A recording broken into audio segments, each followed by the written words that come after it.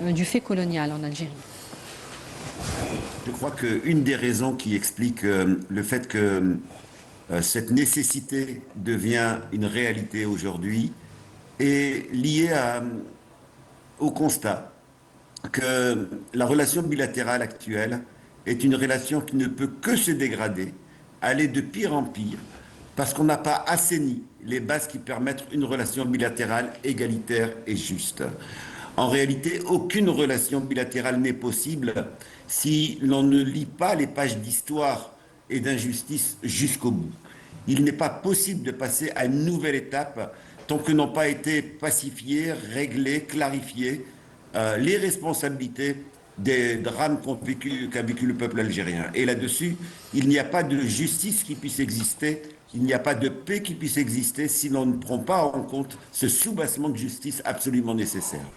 La tension, la tension qu'il y a aujourd'hui entre la France et l'Algérie n'est pas du tout étonnante puisque les raisons de ces tensions qui datent de la décolonisation n'ont jamais été traitées et on a fait comme si, du côté français, on a fait comme si la fin de la colonisation allait de soi sans que l'on règle le passif.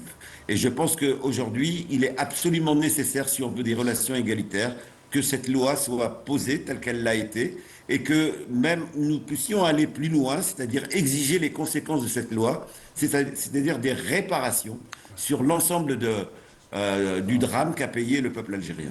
Est-ce que on ne peut pas évidemment ne pas mettre le vote de cette loi dans son contexte et qui est les relations qui sont plus que tendues entre les deux pays. Faut-il y voir, comme le disait d'ailleurs Monsieur Chekhaoui, faut-il y voir justement une nouvelle condition, une exigence pour relancer la relation entre l'Algérie et la France sur des bases nouvelles et peut-être plus saines d'ailleurs?